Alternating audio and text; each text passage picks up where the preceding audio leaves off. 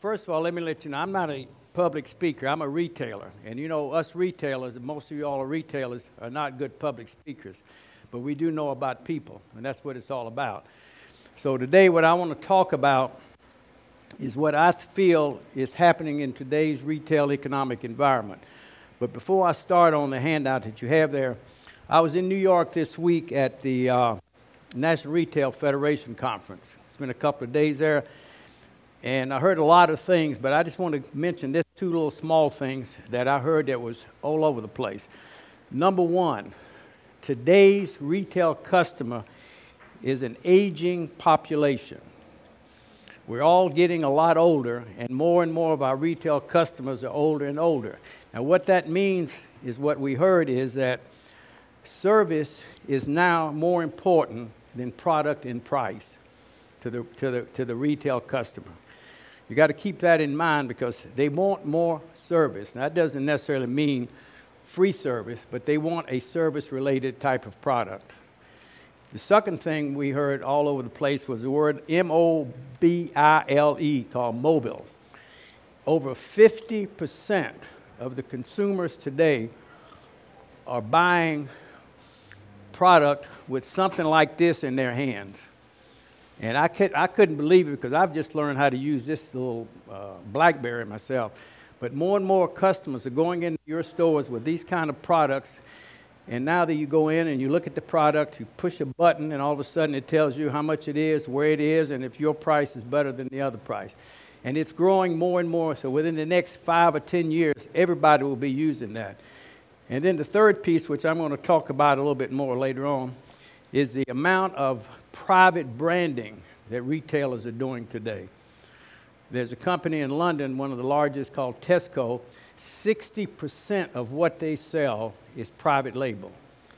Now, when I talk in a few minutes, I think to me that's an opportunity for us small retailers because we have an opportunity to capitalize on the national brand while they're over there trying to sell the private stuff.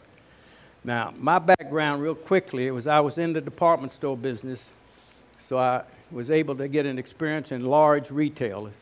I left that after I had 26 years of that and decided to go into the small retail business and operated and owned a chain of card and gift shops, about 15 of them. So I understood how to deal as a small retailer.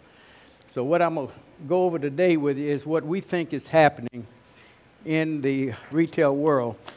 And what we did, we put together a PowerPoint on the outline that I wrote. So when you leave, please take time to read what I wrote because the PowerPoint is really just a brief summary of the stuff. First of all retailers in an effort to gain greater market share are expanding basic core assortments of merchandise beyond their traditional categories.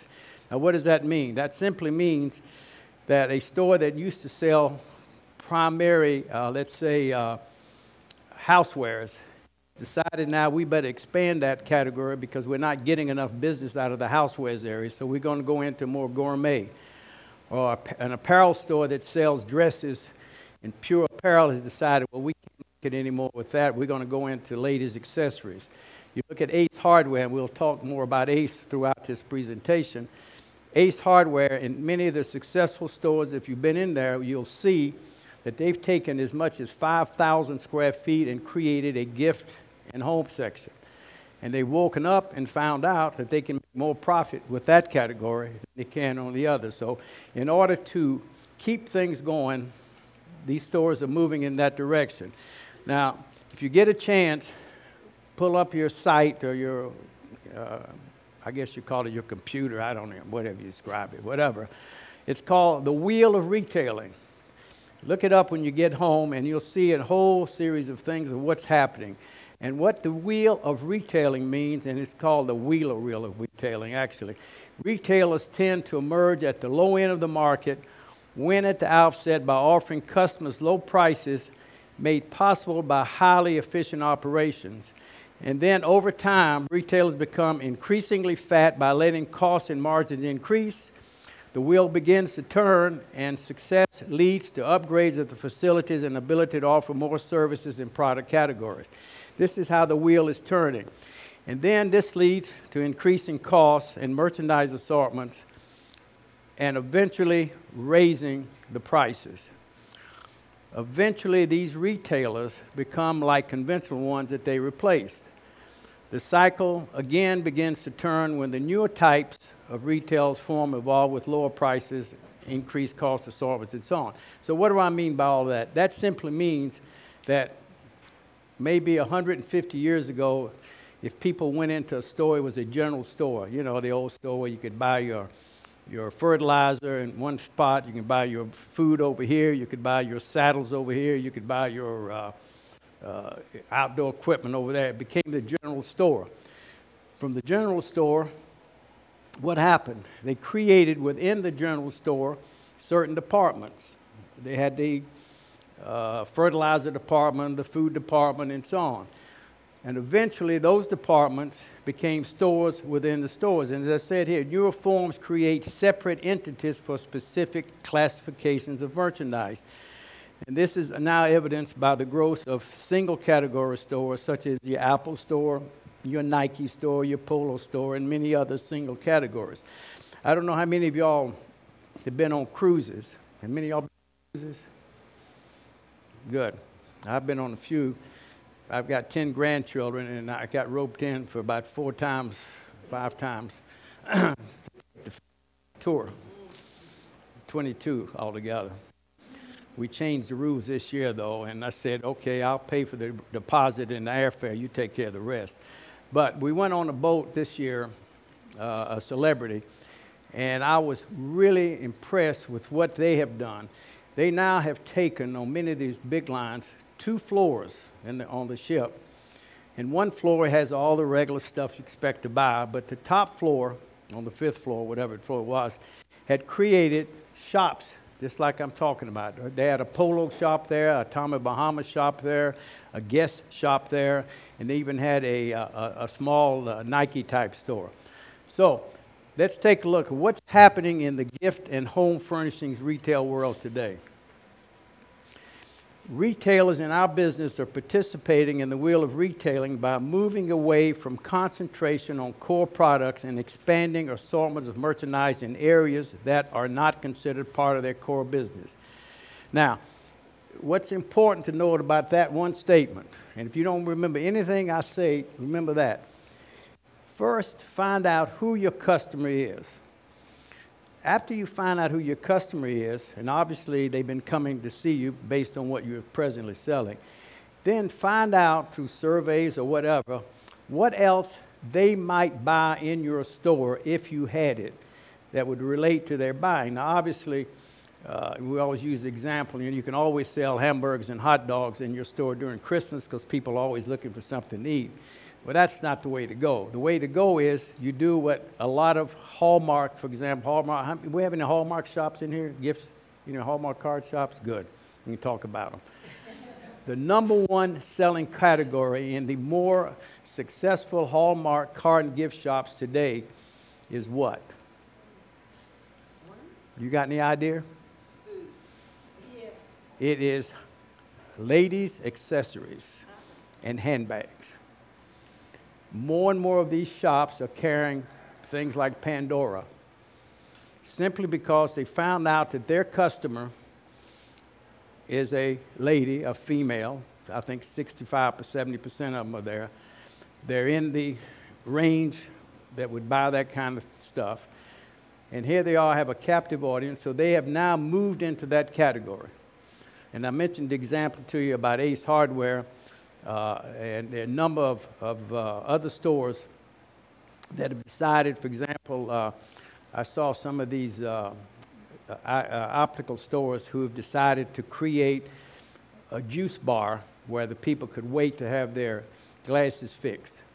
So, I mean, it's basically all creative. You take, for example, the grocery stores. Grocery stores now give as much space to non-food products as they do to food products. Next time you go to a grocery store, I was there last night. My wife's out of town, nothing to eat at home, so I said I better go to Kroger and buy something. Well, for the first time, I don't do it that often, I had to look up at the signs over the aisles to be sure that I got to a grocery store aisle, because the 5 aisles in the middle had everything but groceries. Ladies' cosmetics, greeting cards, home cleaning stuff. So grocery stores have probably the greatest example of what I'm talking about, of adding all these categories. Ace Hardware is another example, as I mentioned to you before. It's unbelievable. We had an Ace convention here in Atlanta last year, and we brought over about 400 of their buyers here for a 2-day event. And it is unbelievable at how much business they're doing with companies in these 2 buildings. And I'm not talking about outdoor equipment. I'm talking about just plain old giftware, and in some cases, ladies' accessories. I mentioned to you about card and gift shops, the same thing. Costco, how many of y'all have Costco in your areas? A lot of you. Next time you go to a Costco, look at it through the eyes of a retailer, not as a consumer, and just see what they're doing. You walk into a Costco store today, on the left side as you walk in, the whole aisle, all the way around, they've got categories of merchandise that you wouldn't believe was in Costco when they first opened. When Costco first opened, it was all food. Food is secondary now. And they now are one of the largest distributors of outdoor furniture. They're not even a furniture store. They're probably one of the largest distributors of electronics now, and they're not even a Best Buy type store. Home Depot and Lowe's, they give more space now to gardens and plant. How many of y'all buy from that? Yeah. We had the 100 top garden centers here this week, and I spoke to them about welcome to the Mart and all, and I made a very bad mistake. I said that we're trying to learn about gardening and all that, and I said I decided I'd start to plant some, I couldn't think of the name of it, was pansies that you plant in the wintertime, I think. And I said I went to Lowe's to buy these pansies, I thought, and they sold me something else. My wife says, you bought the wrong thing, and she made me pull them all up before I could even plant them, and I took them back to Lowe's, and they're looking at me and says, my God, why would you say this in front of all of us when you should be buying it at a garden center?